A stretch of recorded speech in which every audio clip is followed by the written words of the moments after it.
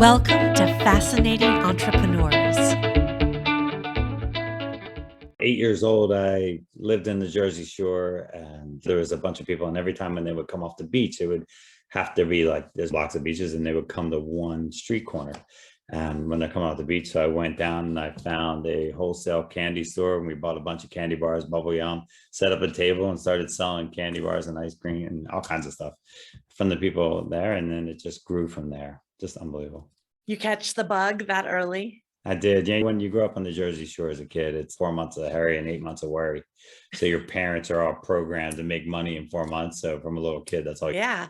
So fast forward to adulthood or pre-adulthood, what was your first real entrepreneurial business, the one where you actually had to get a business? And that was at 23 years old. So I started my own restaurant. So I had been in the restaurant business since I was 15, then decided at 23 to take the leap. Found the location at 21, waited 2 years for it, and then decided, hey, it's time to jump. And I did it. So it was awesome. That's pretty ballsy for a young man. Yeah, I am from Jersey. It's easy. Oh, okay. And is this the same restaurant that you've had for years? Yeah, and 28 years? years now, almost 29 years. And you still have it today? Oh yeah, I have 8 of them, and then we're getting ready to open 100 locations right now. So. Yep. I loved the energy and the precision that you talked about in navigating all the businesses that you have when I heard you on Clubhouse. Right. So that leads me to the next question, which I really want to know the answer to. What is leading you to start so many business ventures? 31, that's past serial. That's like meaning serial entrepreneur. Not what is going on over there? I don't want to say crazy, but I'm a different individual. So I need massive stimulation in my life. I love it. When there's an opportunity, I'm always looking at it, just making sure it's focused with what my core business is, and just making sure they all align together. So it's really been incredible to be able to put it all together. But I'm not one to write things down and do all that. I really perform extremely well at 30 to 50,000 feet, hire and delegate the right people below me, just making sure I'm always putting myself with the right teams. So I'm assuming you're using capital from various businesses that are running well and pushing that money out to the new endeavors. Are you taking venture capital or angel or anything? No, not at all. I'm pretty much self-funded at that point. I started out as a kid. My first restaurant, got $50,000, bought a house, took another 50,000, bought another house, then sold one of those houses, bought 2 more houses, and then just kept multiplying. Most of my wealth came from real estate and just working my way through the processes. And now I'm in the commercial, building 270,000 square feet office space. And so just really where I'm moving. So you talked about all the businesses having to have a core shared something with each other, but you're involved in lots of things that don't necessarily go together in my mind. I'm sure you can trace them for the listeners. So from a SaaS product to concrete houses to developing real estate, Italian restaurant. See, what people don't realize is every business is the same business. We're all in the people business. So the one common thing that we all do together, we're all in business, is 98.6 degrees. So we need human beings to be able to produce what we do. So if you can communicate and you can motivate people through process and procedure, then you can open up any business and they're all the same, right? So people are like, how could you be a builder? Well, when I learned how to build a pizza, it's no different, right? So I'm taking a raw material and using it to build something. So construction's the same exact way. So then I go into my SaaS company and my training company, and the same exact thing. I'm moving people. I'm letting people and employees have upward mobility and show them a path to greatness. And that's been my whole life. So. Out of the 31, have there been businesses that you would admit to saying wasn't a great fit, didn't work, lost it? Oh, heck yeah. What were they, and what were some of the elements that made that not stick?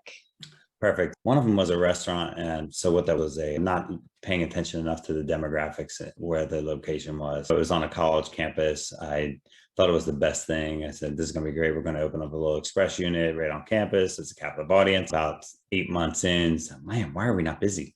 And come to find out, my broker left out a very key item, that there was 74% financial aid on the campus, where average is about 24%.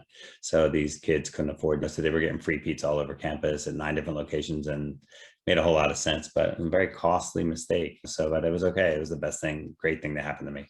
And then one was a manufacturing facility, and took a partner on he was an amazing guy, unbelievable skills, had 4 kids, like no luck, and decided I'm going to put this guy in business. Well, wasn't such a great move. He ended up the business was doing really well. We were distributing all over the whole state of Virginia, and he just started doing all kinds of crazy stuff, and the business started failing. And then when you're in manufacturing, you start depending, and you put all your eggs in one basket in manufacturing. That couple of the bigger clients we had started losing their business, and we're traveling all over the state for this one account, and they started closing. And how did you learn the business of being in business? Because when you started a restaurant, you had some chutzpah, you had some stuff behind you.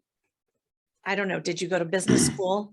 I did. I was in economics, but really, when you're learning in business, so first, as all entrepreneurs, we're all technicians. So the first thing we get in a business because we're great at one thing, or we think we're great at one thing, and we end up working in our businesses, and it becomes a job. So there's very few entrepreneurs. If you took a look at 100% of businesses, I bet you just 5% of them are entrepreneurs, because most people are business owners. And there's nothing wrong with being a business owner if that's what you like. But to be an entrepreneur, you really have to learn how to work on your business. And you've heard this, working on versus in it.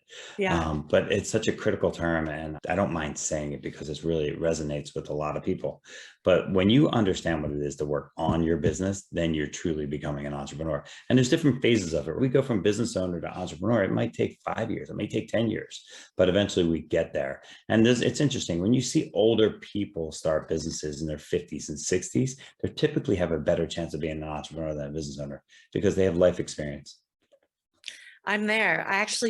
I would say recently figured out how to work on my core business while launching some other things. And the freedom is amazing. Had you told me 8 years ago about this idea of working on and not in, I would have been flabbergasted. I wouldn't have understood why anyone would start a business to not work in it. Right. And it's just life experience, and being in groups like EO and studying different business courses, and being with other entrepreneurs, especially people that have 31 businesses that they've started, you get informed about what's possible, and it changes your horizon. I think though, probably my biggest mistake I've ever made in business, and I don't really talk about my mistakes. I have trouble with that. I'm not that type of person. I'm an optimist. But my biggest mistake I ever made in business was not hiring a coach, having a coach. Because I think if I would have had a coach at a young age, I would have saved 10 years of my entrepreneurial life. I would have been an entrepreneur way faster. And I coach businesses, I speak, I do a lot of that. And it's like a whole nother business for me. But it's the first thing I tell people. Like, I was in class the other day with a bunch of kids at the campus. They asked me to speak. And the first 2 questions I always ask them: who wants to be an entrepreneur? They all raise their hand. I said, who loves to take a risk? They all raise their hand. I'm like, who likes to fail? One person raised their hand. I said, everybody get out of the room that didn't raise their hand, because they don't understand. You have to be able to accept failure as an entrepreneur. Entrepreneurs are great. Business owners are not great at failure. Entrepreneurs are phenomenal at failure. Yeah, that rebound is exhilarating. It's like a drug, isn't it? It is. It is. It's euphoric. So. Well, let's talk about business coaching, because one of the pieces of advice I give to people, new entrepreneurs, is to get educated, get a mentor, get an advisor, take the classes and the reading and the advisors. That is the shortcut. It is. But a business coach, that is something, that word, right? You think about coaching a team. What are they doing? They're showing you how to do drills and agility and practice and do it well and concentrated. In your words, what is a great business coach, and how would people? Frustrating term for me. So there's so many coaches out there that aren't really coaches. They shouldn't be coaching because they don't have the experience to coach. It's different if you want to coach mindset or something like that, but to actually be a pure business coach, you better be hiring a business coach that's done it, has been there. And I'm not bragging about myself. I've been there. I've lost money. I have 400 employees. And when you're looking for a business coach, just find somebody that's done it, has been in the dirt before, and really knows the grit. Because what you're doing is mistake avoidance. Mistake avoidance is critical. But how can a coach you on mistake avoidance if they've never made those mistakes? It's very difficult. So for me, you go on apps like Clubhouse or something like this, and it drives me crazy because I'll start coaching or teaching, and all of a sudden everybody gets silent. I'll ask a question and they just don't know what they're talking about. It's very difficult. So I don't like the fact I think a lot of people get scammed hiring a Yeah, coach, and because the coach doesn't know what to do. And if you're a great salesperson, you can sell anybody. But if you want to 100%. coach, that's talent. Mhm. What would you say the difference between a coach, an advisor, and a teacher or a strategist is? I'm actually grappling with that myself. So I want to hear from you on a personal level. Well, you hear like you have coaches and consultants, right? So this big. A strategist is part of who we are as business. I'm a strategist. That's the type of entrepreneur I am. I'm always high level thinking. But the difference between a consultant and a coach, somebody can coach you, but very few people can consult you. But if you can consult and coach, wow, huge Mhm. advantage. So a lot of the coaches that you hear on Clubhouse, they may be coaches, but they can't consult you to success. And that's the difference for me. And for you, is coaching helping your client, leading them to discovering it on their own? Or you seem to be the kind of person that is like, here's the deal. This is it. And you wouldn't necessarily wait for me to get there. And it's tough. So being my personality, so the biggest thing that I've learned in maturity over the years is to listen more. So 20 years ago, I was running over people. I was constantly just, they wouldn't let them speak. And EO is interesting for that process. So you have to listen, you can't coach. And it actually helped me even more, which I was already perfecting that skill. But so the biggest thing is I didn't realize when I was a little kid, and I'll tell you a little kid story from me. My stepfather used to sit me down and he'd bring the yellow pad and I had all these problems and he was just right. And all of a sudden, like he would just give me the answer. And I'm like, God, this guy's brilliant. What I didn't realize is I gave him all the answers. And then all he did was articulate it back to me. And I think that's what coaching is, really listening, because it's their vision, it's their process, it's their procedure. All your job is to do is to tweak it and make it even better. Give them that little nugget that's going to make their process and procedure or business better. Yeah. Thank you. Thank you personally, but thank you for the listeners. No doubt. So this is a pivot, but which space that you work in is most challenging in business to run? Real estate, franchises? I know that can, include F&B, SaaS, like. I mean, restaurants by far. No doubt. You'll hear so many people, to be honest with you, say the restaurant business is the hardest business in the world. And it's only because we depend on so many people. In my construction business, I have no employees. In my SaaS business, I have 2 employees. In my restaurant business, I have 400 employees. You know what I mean? In my real estate investing business, I have 0 employees. And also, I don't know, my real estate management companies, I have no employees. I have a great wife. Don't get me wrong. Don't get me wrong. But yeah. The thing is, the restaurant industry is extremely difficult, but that's what's actually made me become a better entrepreneur, because the restaurant industry, and I'm franchising. So once you get to the level where you're franchising, it's all about process and procedures and systemizing the systems and delegation and everything, because you'll never get to franchising unless you perfect that. Although there's only 3,800 franchises in North America and 400 open a year and 400 close a year, but it's because they don't invest the time to create those process and procedures. Yeah, I am a big fan of processes and procedures and automation. And I built the system that runs our company in Salesforce in 2013 before I had the idea of scaling and growing. And for anyone listening, I love to say this out loud. It has enabled us to produce 777 events with 2 people in operations in 1 year.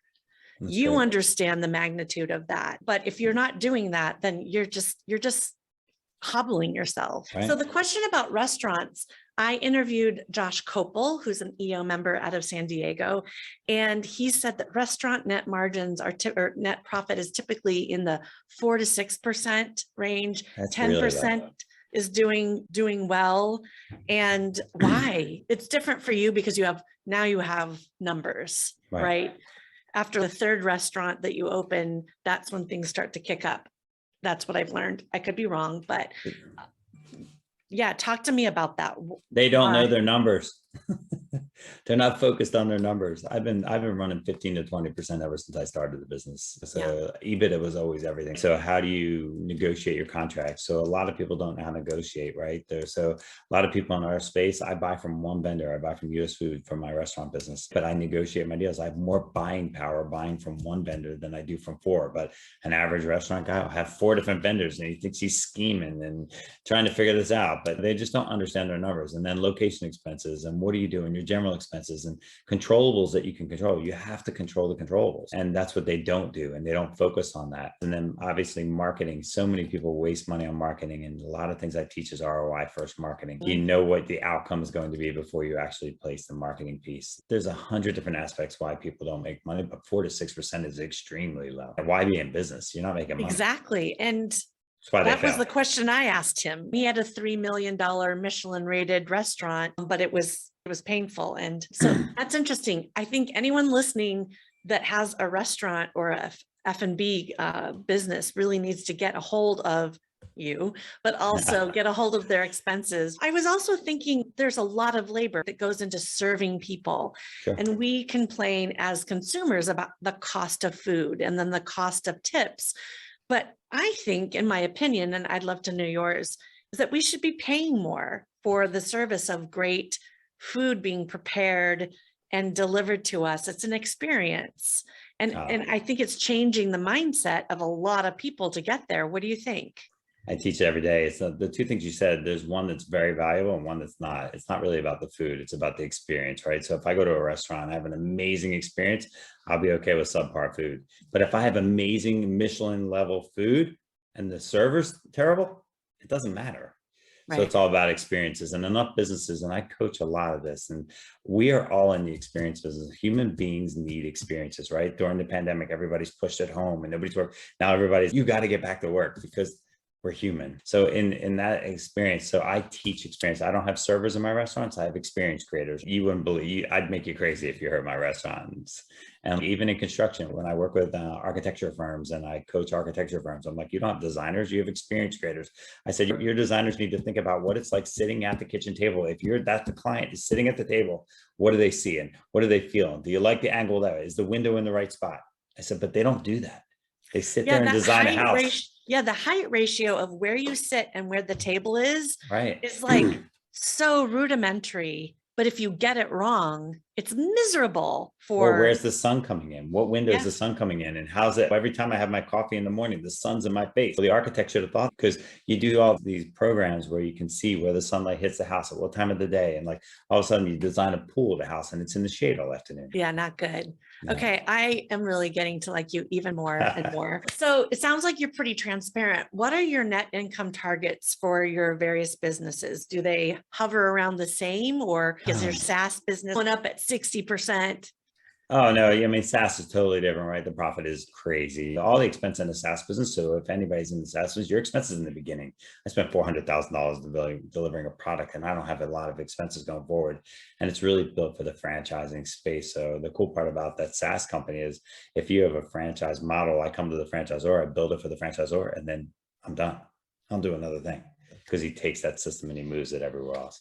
So the SaaS is totally different. The restaurant space, I'm looking for that 20% EBITDA. I'm drive for it every single day. And that's after royalties, you know what I'm saying? So it's a really nice, it's not a job, it's a career for people. Construction, obviously in retail and rental businesses, you're looking for at least 10% to 20%, but it's a slow burn because there's an equity gain there as well. You're always looking for equity, right? In real estate, it's not just always the cash flow, although you need the cash flow when you're in real estate. When you're investing in real estate, a lot of people say, hey, I own 20 rental properties, but they're not making any money. Sure, they're gaining the one piece of it though, but the other piece is you need the cash flow because you never know where expenses are going to arise and what you're going to have to, but you also are playing the equity game. And equity is a hammer. I love equity. Equity is my favorite thing in the world because it gives you leverage when you're getting a loan or when you're doing anything. So your revenues, you need to set those goals and parameters, what your expectations of revenue, and then hit them and then set them higher. And then once you hit them, set them higher again. But people need to dive into their business and really dig in and really look at all their core expenses that they can affect. Yeah, I agree. So, okay. You had mentioned about winning a prize for the best concrete home in 2020. I tried to Google search it. I want to see it. How can I find it? Go under ICF Okay. awards Okay. and go on 2020. Okay. So People, ICF yeah. means insulated concrete forms. So I'm building another one. I'm building a 15,000 square foot one right now. It's gonna be cool. I'm gonna try and win 2022 with it. Where and what is it for? Are you going to move For a in? customer. No, it's for a customer. I build custom homes all the time and do a Yeah. lot of construction like that. So it's really cool though. It's 15,000 square feet. It's badass. It sounds badass. Are you building these companies with the exit in mind? Oh, heck yeah. I really wasn't thinking about that. But basically, I have 6 companies that I'm working real hard right now that are all coming on a train track to one station right now. And I've been working it for 30 years and they're really like all coming on the train track. But eventually, I hope to be within a year speaking all over the world and at least the country. And then after that, just my businesses will be on autopilot by then. I've got some really good talent around me that my businesses will be able to survive. Like the R word, never. Everybody said, when are you going to retire? No. It'll never happen. I don't think that would be a healthy choice for you. It won't. I'm a caged animal. If I'm bored, like I start reading books, my family's like, oh my God, stop reading. Because they were like, what am I going to open next? So like I'm getting into solar now. I'm getting into wind technology. I'm working on these things called SOC. It's like an internet hub and working on connectivity and creating workforce development. So I'm doing a couple other fun businesses. Okay, you're into everything. Are you in the NFT space yet? Are you looking at cryptocurrency? Oh my God, I hate that stuff. But I looked at Bitcoin 14 years ago and drove my POS company crazy because I wanted to take this new thing called Bitcoin. I want to take this. This is like electronic, like I can pay electronically on my phone. And they told me I was crazy for about 6 months after making them crazy. And I just left it alone. I never looked back. I always look forward. And I wasn't meant to. I was 40 cents when I was looking at it. And I'm like, I don't look at it that way. I don't look at my life was meant to be. If, like I told the kids the other day in class, I said, if I would have, they all asked me about Bitcoin. And I said, if I would have invested in Bitcoin, I would have never been in this class today teaching you. I said, so there's a reason in my life that I never regret a day of my life. Yeah, you're staying in your lanes of not only experience and expertise, but your interest, it sounds like. I need stimulation. I told you I have to be moving. So even like talking about like these wind turbines that go on every light post all over the world, they're a horizontal wind turbine. They're made in England. They're not even really in the country yet. Doing something like that is so rewarding for me because we're saving the environment. It's a phenomenal business. You can help young people that are getting killed with electric bills. They put one of these in their backyard. It's awesome. Or on their building or their house, and they're saving all this money. And it's just a fun new business, and that's what I need. Yeah, I'm getting from you that like the businesses and the way you live your life is like it's gaming, right? You're playing a game and you're winning a lot, mostly, hopefully. Yeah, sure. And you have to lose. Yeah, you're also changing and affecting positively the world, which I assume makes you feel good about the legacy that you're building. Sure. I am definitely not profit or power driven. I am growth driven. 100%. I don't know, like growth is everything to me. If you want to say what drives you, it's success, it's growth. I want to just keep growing. I want to be better than yesterday every single day of my life. So I lean forward. I don't have a rear view mirror in my car. I just don't look backwards. Not that I don't take what happened yesterday and create a solution with it, but I never look back at it ever. I'm always moving forward. Thank you so much for watching. For updates and more, follow me on Facebook, Instagram, and Twitter.